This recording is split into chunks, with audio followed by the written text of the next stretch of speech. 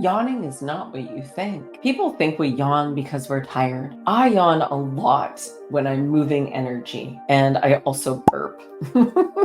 Which is interesting, right? It's a way of your body cleansing itself and shifting and alchemizing, moving energy through the body rather than holding it on tight. So, yawning is a great way of having a shower, not unlike you shower your skin to cleanse. It's very similar. It's an energy clearing cleansing. And so, when one thinks that they're yawning because they're tired, think of it this way: you're doing a cleansing for yourself, you're shifting energy, you're moving it. How beautiful is that?